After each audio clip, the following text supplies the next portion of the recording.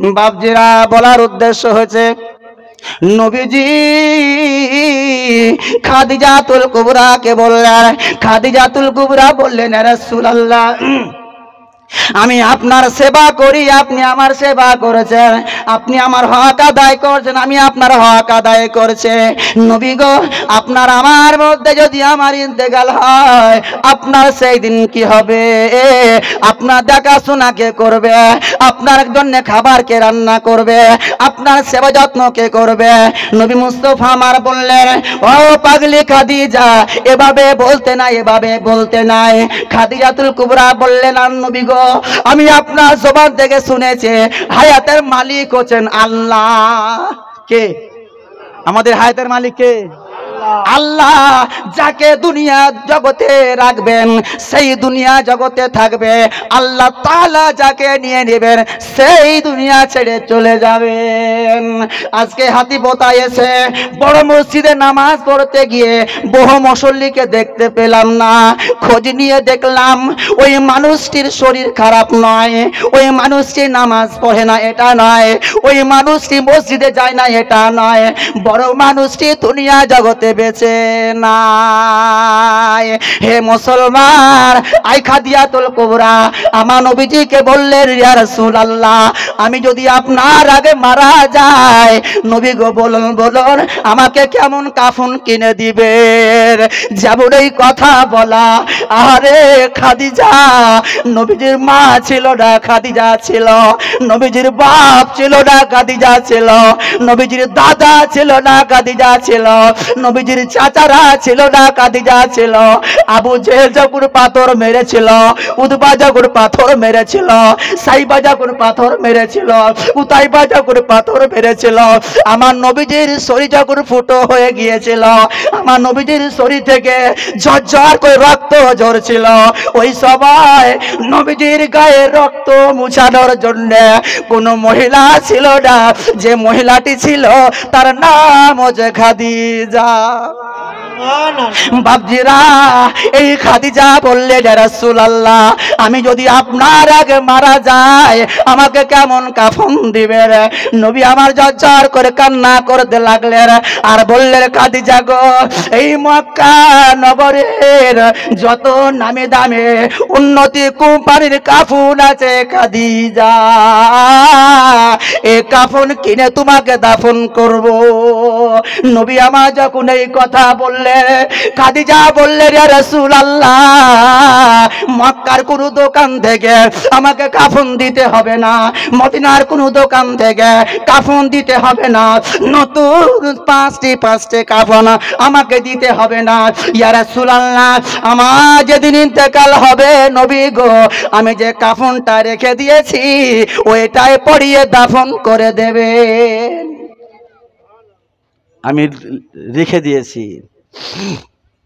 নবী আমার বললেন খাদিজা কই কাফনটা দেখি। হাদিস পাকের মধ্যে এসেছে নবীজির সামনে হযরতে খাদিজাতুল কুবরা এমন একটি কাফন বের করে দিলেন যে কাফনটি হচ্ছে আমার নবী মুস্তাফার পরনের গায়ের জামা। আর একবার মোহাব্বতে বলতে হবে খাদিজা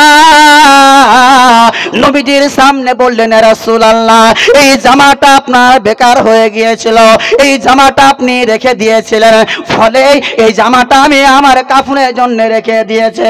আমি যেদিন মারা যাব গো, আমি যেদিন ইন্তেকাল করব, আপনার এই পরনের গায়ে জামাটা আমাকে কাফন রূপে পরিয়ে নির্বিটির জায়গায় অন্ধকার কবরে পাঠাবেন, যে কবরে বাপকে পাওয়া যাবে না, যে কবরে মাকে পাওয়া যাবে না, ছেলের কবরে বাপ মা যাবে না, স্বামীর কবরে স্ত্রী যাবে না, ইমাম সাহেবের কবরে কোনো মুক্তাদে যাবে না, দুনিয়ার কোনো মানুষকে কাউরি কবরে পাওয়া যাবে না।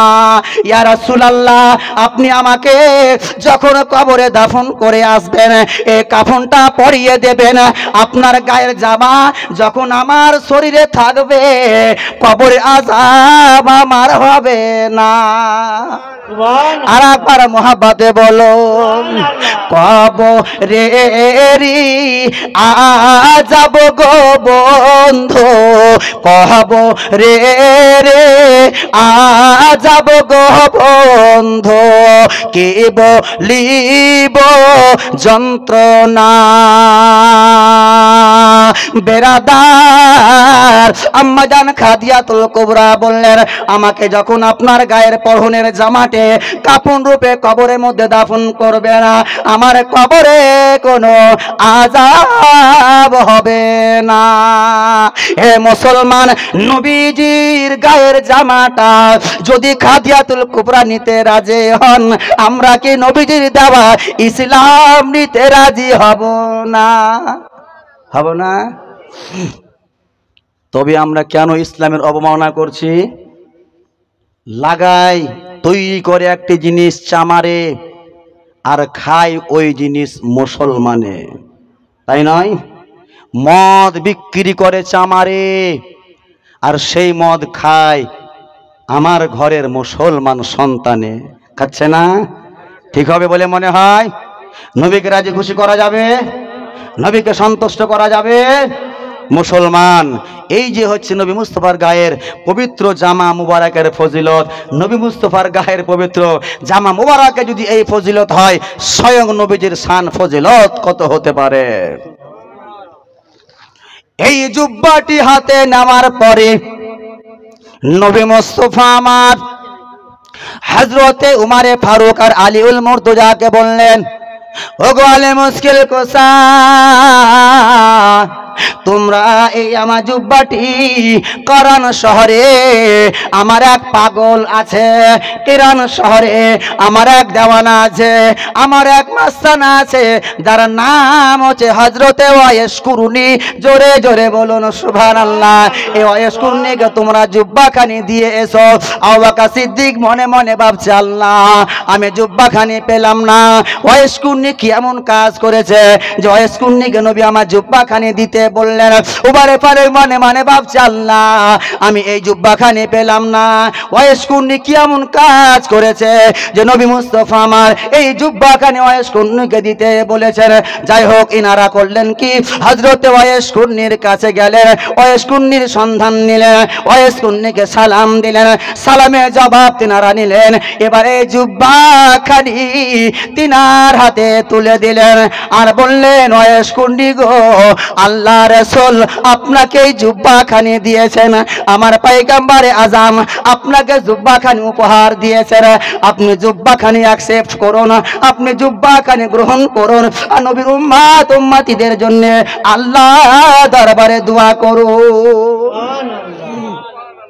হে মুসলমান কিতাবের মধ্যে লেখা আছে হযরতে ওয়াইস কুরুনি এই জুব্বাখানি নিলেন, আল্লাহ দরবারে ফরিয়াদ করলেন মাবুদ তোমার নবী তোমার পয়গম্বর আমার হাবিবুল্লাহ আমার আকা মুস্তাফা আমাকে যে জুব্বাখানি দিয়ে পাঠিয়েছে আমি জুব্বাখানি কবুল করলাম, তবে এই জুব্বার ওসিলায় সেই নবীর উম্মত উম্মতিদেরকে তুমি বকশিশ দান করিও, সেই নবীর উম্মত উম্মতিদেরকে তুমি ক্ষমা করে দিও, সেই নবীর উম্মত উম্মতিদেরকে তুমি মাফ করে দিও আর এদের সকলকে জান্নাতি বলে ঘোষণা করে দিও।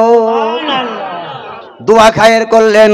এবার দোয়া খায়ের করার পরে হযরতে উমারে ফারুক আর হযরতে আলীউল মুর্তজা ওয়াইস কুরুনিকে বললেন ওয়াইস কুরুনি গো তুমি এমন ভাবে তুমি পৃথিবীর জগতে নবীকে কিভাবে সন্তুষ্ট করেছো, রাসূলকে তুমি কত ভালোবেসেছো, কি এমন আমল করেছো যে আমলের ফলে আমার রাসূল তোমাকে জুব্বা দান করেছেন। হযরতে ওয়াইস কুরুনি বললেন আমি একজন পাপী তাপে মানুষ, আমি একজন গুনাহগার মানুষ, আমি একজন অধম মানুষ, আমি তেমন নামাজ পড়তে পারি না, আমি তেমন আল্লাহর কোরআন পড়তে পারি না, আমি তেমন আল্লাহ করতে পারি না, আমি তেমন পরহেজগার ব্যক্তি নয়, তবে শুনো গো এই জুব্বাখানি পাওয়ার কারণ হলো আমার একটাই যে আমার বার্ধক্য বয়সে আমার জরুরি ছিল, আমার মা আমাকে বলল বেটা ওয়াইস করুনি তুমি বিয়ে করো, তুমি বিয়ে করো, আমি মরার আগে যেন তোমার স্ত্রী দেখে যেতে চায়। আমি মাকে বললাম, মা গো আমার বিয়ে তুমি দিও না, আমার বিয়ে হওয়ার ফলে স্ত্রীর যুক্তি পরামর্শ দিয়ে যদি তোমার থেকে দূরে যায় মা, জান্নাত তো দূরে কথা, জান্নাতের খুশবু পর্যন্ত পাবো না। জোরে জোরে বলুন মুসলমান। হযরত ওয়াইস করুনি বললেন, গভীর রজনীতে মা আমাকে পানি চাইলো। আমি ঝট করে ঘুম থেকে উঠলাম। ঘুম থেকে উঠে আমি যে ঘরে ঘুমাতাম ওই ঘরে কলসি বালতি সুরাহি দেখলাম, পানি পেলাম না। তাড়াতাড়ি হাতে বালতি এবং রশ্মি দড়ি নিয়ে ইন্দারায় চলে গেলাম। ইন্দারা থেকে আমি পানি উঠিয়ে এসে দেখলাম আমার মা জেগে নাই, বরং ঘুমিয়ে গেছে। আমরা হলে কি করতাম? মা উঠু উঠু এলে পানি লে, বলতাম না তোর আর পানি খাওয়ার সময় হয় না রে, সারাদিনে খাটাখাটনি করি এলাম আর ঘুম ভাঙিলে বলে পানি দাও, লে পানি খা, বলতাম না?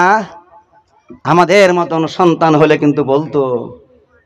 হযরত ওয়াইস করুনি বলেন, আমি মায়ের কাছে এলাম, মাকে দেশে দেখলাম গভীর ঘুমে ঘুমিয়ে গেছে, আদরের ঘুমে ঘুমিয়ে গেছে।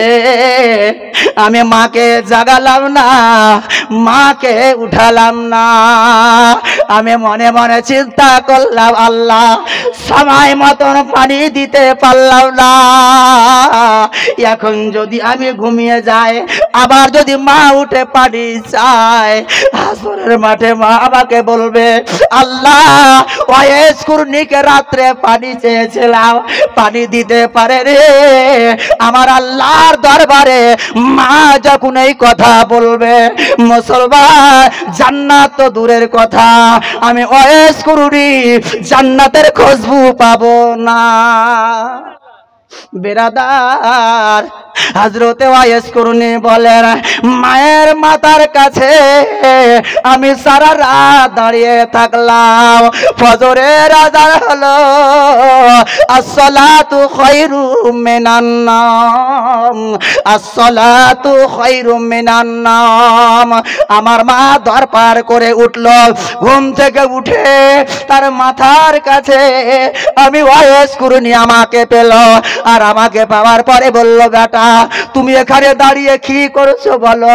আমি বললাম, জননী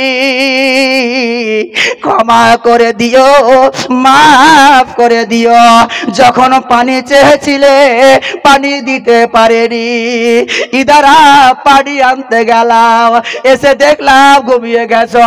তোমাকে পানি দেওয়ার জন্যে, তোমাকে পানি পান করার জন্যে সারা রাত মাথার কাছে দাঁড়িয়ে থাকলাম।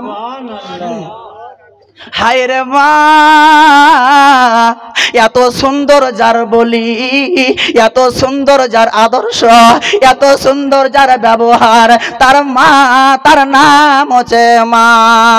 সারা পৃথিবীর সুখ শান্তি, সারা পৃথিবীর মধু একটা ছোট্ট অক্ষরে আল্লাহ তাআলা লিখে রেখে দিয়েছেন, তার মা, তার নাম হচ্ছে আমাদের জননী মা। তাই হযরত ওয়াইস করুনি বললেন, মা গো তোমাকে পানি দেওয়ার জন্য তোমার মাথার কাছে সারা রাত দাঁড়িয়ে দাঁড়িয়ে কাটালাম। ওয়াইস করুনি বলল, বেটা পানি পান করব না, এক লোটা বদনা পানি দে। এক লোটা বদনা পানি দেওয়া হলো, একটি মুসাল্লার নামাজ পাঠিয়ে দে। মুসাল্লার নামাজ পাঠিয়ে দেওয়া হলো। হযরত ওয়াইস করুনির মা শুকরিয়া 2 রাকাত নফল নামাজ পড়ল। নামাজ পড়ার পরে আল্লাহ আল্লাহ দরবারে ফরিয়াদ করলো, মাবুদ মাওলা গো, রাত 2-2:30টার সময় সন্তানকে পানি চেয়েছিলাম, সন্তান বিরক্ত বোধ করেনি, সন্তানকে পানি চেয়েছিলাম, ঘুমের ব্যাঘাত না ঘটিয়ে সন্তান আমার জন্য পানির বন্দোবস্ত করেছে। মাবুদ মাওলা গো, আমার সন্তানকে তুমি কবুল করে নাও আর আমার নবীজির প্রেমিক বানিয়ে দাও। আল্লাহুম্মা সাল্লি আলা সাইয়্যিদিনা মাওলানা মুহাম্মদ ওয়া আলা আলি সাইয়্যিদিনা মাওলানা মুহাম্মদ সাল্লাল্লাহু আলা মুহাম্মাদিন সাল্লাল্লাহু মোহাম্মদ হরদম ज़बान से निकालो पाक नबी मोहम्मद।